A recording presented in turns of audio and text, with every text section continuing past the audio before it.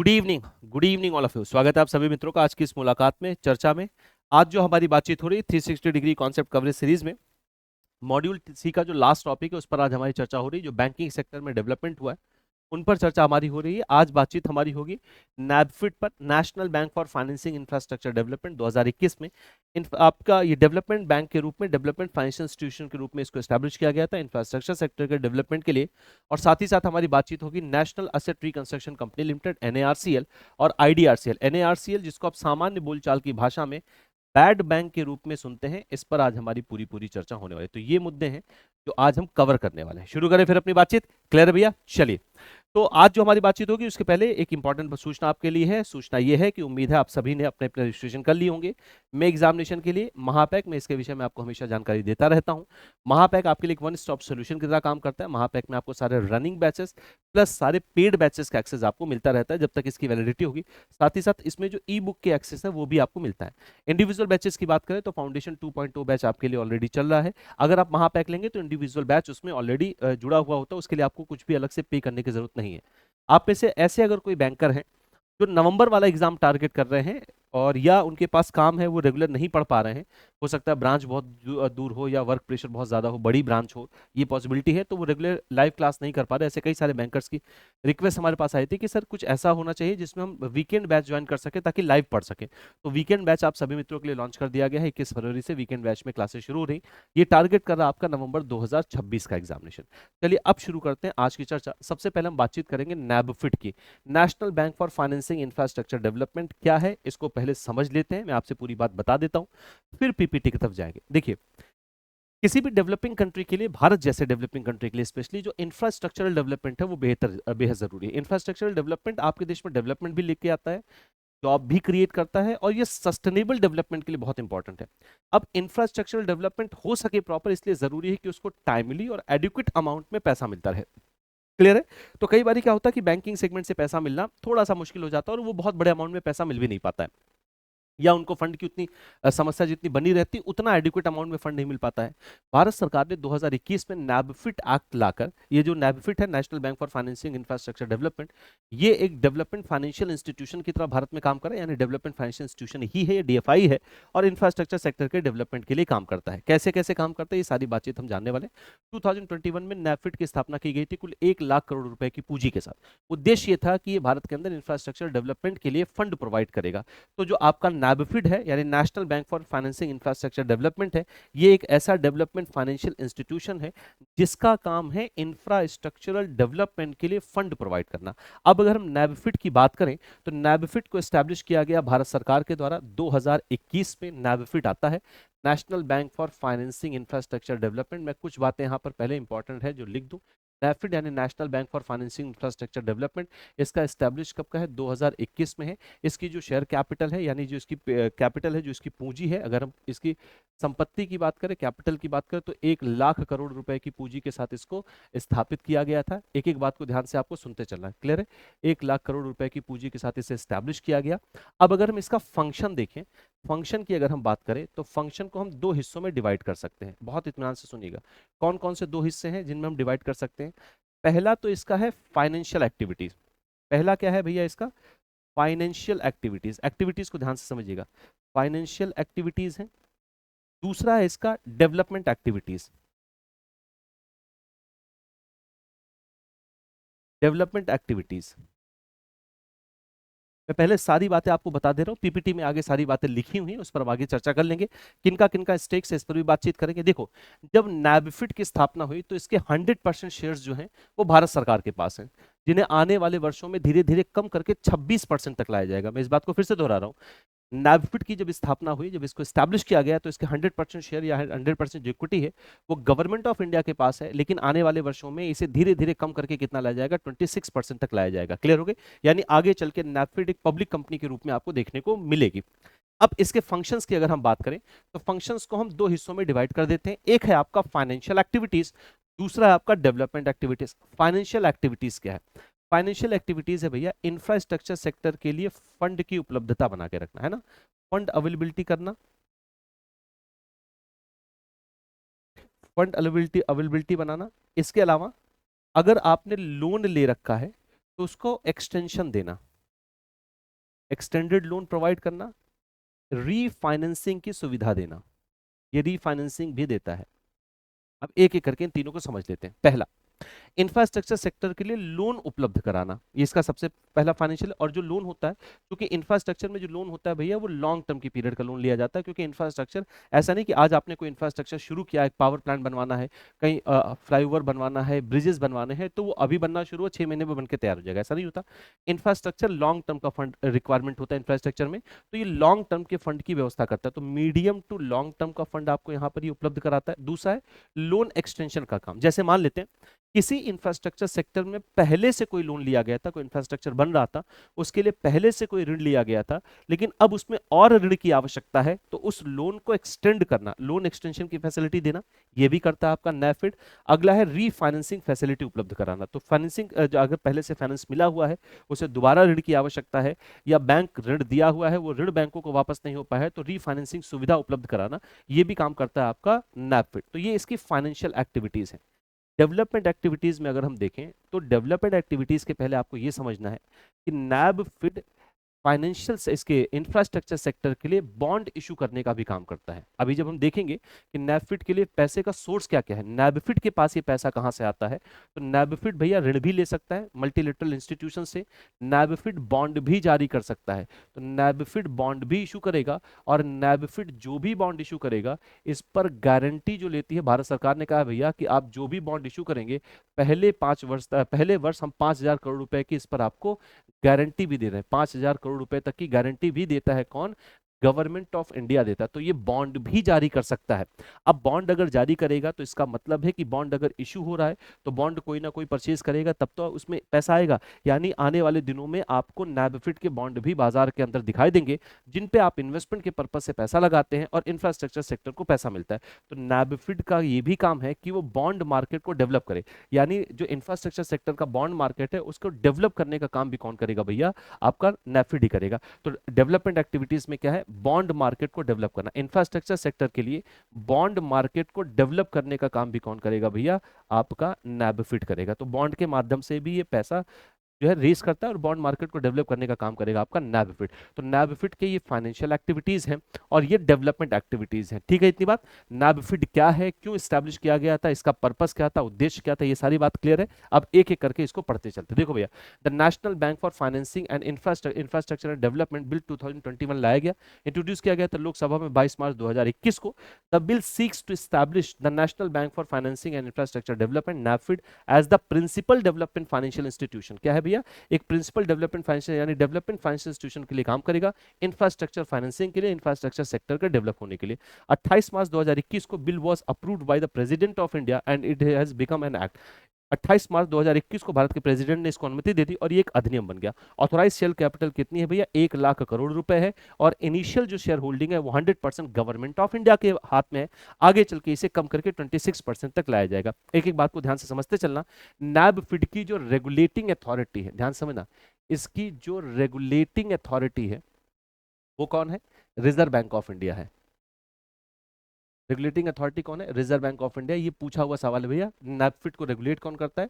तो Reserve Bank of India. और नैफिड खुद अपने अधिनियम से काम करता है, जिसका नाम है नैफिड एक्ट। क्लियर है? अब देख लेते हैं national bank for financing and infrastructure development NaBFID के बारे में कुछ इंपॉर्टेंट बातें। पहला, ये स्टैट्यूटरी बॉडी है। स्टैट्यूटरी बॉडी का मतलब क्या होता है भैया? ऐसी कंपनीज जिनको स्पेशल एक्ट के थ्रू स्टैब्लिश किया गया है, चाहे वो पार्लियामेंट के थ्रू या स्टेट लेजिस्लेचर के थ्रू, किसी के भी थ्रू, अगर उनको स्पेशल एक्ट पारित करके स्टैब्लिश किया गया है, तो ऐसी सारी कंपनीज को कहते हैं स्टैट्यूटरी बॉडी, स्टैट्यूटरी कंपनीज कहते हैं। यानी ये कंपनीज एक्ट के थ्रू इनकॉर्पोरेशन इनका नहीं हुआ है, बल्कि ये खुद अपने अधिनियम से बनाए गए हैं। जैसे नैबफिड का खुद का अपना अधिनियम है, जिसको हम नैफिड एक्ट 2021 बोलते हैं। देखिए, establish under the national bank for financing infrastructure and development act 2021। अब अगर स्टेक्स की बात करें तो इसमें गवर्नमेंट ऑफ इंडिया का स्टेक इनिशियली 100% है, जिसे आगे चल के कम करके कितना किया जाएगा? 26% तक लाया जाएगा। यानी जब 26% आ जाएगा तो इसका मतलब इसमें बाकी हिस्सेदारी किसी और की होगी। अब वो प्राइवेट प्लेसमेंट के थ्रू भी हो सकता है, या इसके जो शेयर्स है वो मार्केट में फ्लोट हो सकते हैं, यानी आगे चल के ये स्ट्रेटेजिक कंपनी से पब्लिक कंपनी में भी कन्वर्ट होते हुए आपको दिखाई देगी। पूंजी कितनी है भैया, इसकी जो ऑथराइज कैपिटल है वो शुरुआत में कितनी रखी गई थी, 1 लाख करोड़ रुपए। रेगुलेटेड बॉडी कौन है, इसका रेगुलेशन कौन कर रहा है, it is regulated and supervised by Reserve Bank of India as an all India financial institutions under section 45L and 45N of the RBI act 1934। तो Reserve Bank of India act 1934 के section 45L और section 45N के अंतर्गत जो regulating authority है नैबफिड की, वो कौन होगा, reserve Bank of India. Clear हो गई इतनी बात। चलिए फंक्शंस देख लेते हैं। वैसे फंक्शन मैंने आपको 2 हिस्सों में डिवाइड करके बता दिया है, फाइनेंशियल एक्टिविटीज इसकी क्या है और डेवलपमेंट एक्टिविटीज क्या है। देखो भैया, extending loans and advances for infrastructure project, financial activities में क्या है, अगर पहले से कोई लोन लिया गया इंफ्रास्ट्रक्चर सेक्टर में और लोन की आवश्यकता है तो उसको एक्सटेंशन प्रोवाइड करना। तो लोन या एडवांसेस जो भी लिए गए इंफ्रास्ट्रक्चर प्रोजेक्ट्स के लिए उनको एक्सटेंड करना। Taking over a refinancing such existing loan, पहले से कोई एग्जिस्टिंग लोन अगर चल रहा है तो उसकी रीफाइनेंसिंग करना। साथ ही साथ attracting investment from private sector investment and institutional investor for infrastructure product, ये इसके डेवलपमेंट फाइनेंशियल एक्टिविटीज के अंतर्गत भी आता है।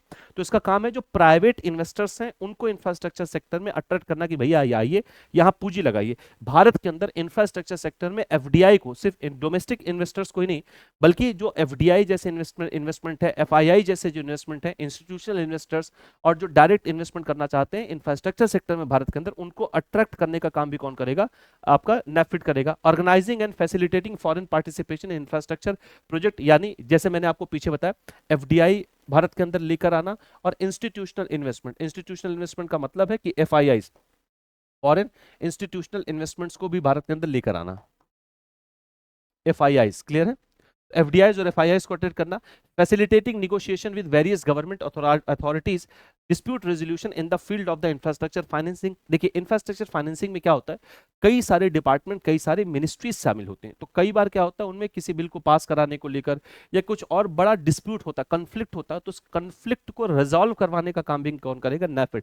इनके अलावा नैबफिड इंफ्रास्ट्रक्चर प्रोजेक्ट में रिजर्व बैंक ऑफ इंडिया के सामने भारत सरकार के समक्ष एक मीडिएटर के रूप में भी काम करता है, providing consultancy services infrastructure financing. साथ ही साथ गवर्नमेंट ऑफ इंडिया को जो रेगुलेटिंग अथॉरिटीज हैं इंफ्रास्ट्रक्चर फाइनेंसिंग में किसी कंसल्टेंसी की आवश्यकता है, सजेशन की आवश्यकता है, वो भी ये प्रोवाइड करेगा। अब आते हैं source of funds. Source of funds क्या है, इसको समझिए भैया, ध्यान से एक बात को समझते चलते। देखो सोर्स ऑफ फंड का मतलब क्या है कि नैबफिड को खुद कहां से पैसा मिलता है। एक सवाल ये है कि चलिए इसके जो इनिशियल कैपिटल है वो तो 1 लाख करोड़ रुपए है, लेकिन नैबफिड को स्वयं कहां से पैसा मिलता है। तो नैबफिड के फंड लेने के 2 तरीके हैं। पहला तो ये है कि ये बॉन्ड इशू कर सकता है, यानी खुद भी ये मार्केट में डेट सिक्योरिटीज जारी कर सकता है और उन डेट सिक्योरिटीज के माध्यम से फंड रेज कर सकता है, जिसमें भारत सरकार ने कहा भी है कि आपकी डेट सिक्योरिटीज पर पहले साल हम गारंटी भी प्रोवाइड करेंगे। दूसरा तरीका है कि ये खुद भी लोन ले सकता है। किससे किससे लोन ले सकता है भैया, ये भारत सरकार से लोन ले सकता है, ये भारत के कॉमर्शियल बैंकों से लोन ले सकता है, ये मल्टीलेटरल जो इंस्टीट्यूशन उनसे लोन ले सकता है, जैसे वर्ल्ड बैंक हो गए, आईएमएफ हो गए, इन सबसे भी ये फंड रेज कर सकता है। तो ये लोन लेने के लिए इसके पास 2 रास्ते हैं, एक तो ये डेट सिक्योरिटीज जारी कर सकता है और खुद भी ये फंड रेज कर सकता है। किससे किससे रेज कर सकता है, ये दोनों बातें हम लोगों ने देखी। तो सोर्स ऑफ फंड्स क्या है नैफिड का, नैफिड में raise money in the form of loans both in Indian rupees and foreign currency. तो लोन रेज कर सकता है इंडियन करेंसी में भी, फॉरेन करेंसी में, और raise money by the issue and sale of various financial instrument including bonds and debenture. जैसा मैंने आपको पीछे बताया, बॉन्ड और डिबेंचर जारी करके भी फंड रेज कर सकता है। इसके अलावा नैफिड में borrow money from central government से पैसा लोन ले सकता है, आरबीआई से ऋण ले सकता है, शेड्यूल्ड कॉमर्शियल बैंकों से लोन ले सकता है, म्यूचुअल फंड से लोन ले सकता है, मल्टीलेटरल इंस्टीट्यूशन जैसे World Bank, Asian Development Bank, IMF, इन सबसे भी ये फंड रेज कर सकता है।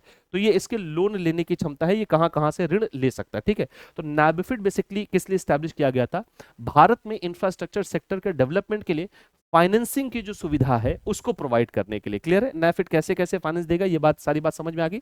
नैफिड खुद एक बोर्ड ऑफ डायरेक्टर्स के माध्यम से काम करता है। ठीक है, तो एक बोर्ड ऑफ डायरेक्टर्स होंगे नैफिड, जिनके माध्यम से ही काम करेगा। दूसरी जो संस्था है जो बैंकिंग सेक्टर में एक डेवलपमेंट के रूप में भी देखी जाती है, वो है आपका एनएआरसीएल और IDRCL, national asset reconstruction company limited और India debt resolution company limited. ये दोनों साथ ही में स्टैब्लिश किए गए। इनमें से एनएआरसीएल को आप बैड बैंक के रूप में देखते हैं। बैड बैंक, ये खुद खराब बैंक नहीं, बैड बैंक का मतलब नहीं कि ये बैड बैंक है। बैड बैंक का बेसिकली मतलब ये है कि बैंकों से बैंकों का एनपीए यानी बैड लोन रीपर्चेज करता है परचेज करता है, रीपरचेज करो परचेज करता है और उनसे लोन की रिकवरी करने की कोशिश करता है। देखिए एनएआरसीएल बेसिकली एआरसीज के अंतर्गत काम करते हैं, एआरसी के तौर पर काम करते हैं। एआरसी मतलब असेट रिकंस्ट्रक्शन कंपनीज। ये वो प्राइवेट फाइनेंशियल इंस्टीट्यूशंस होते हैं जिनका काम होता है बैंकों से बैंकों का एनपीए परचेज करना और उसकी रिकवरी करना, ताकि बैंकों पर जो एनपीए का, जो बैड लोन का, जो स्ट्रेस असेट का बोझ है वो कम हो सके, बैंक प्रॉफिटेबल कंडीशन में आ सके। एआरसीज ये काम करती हैं।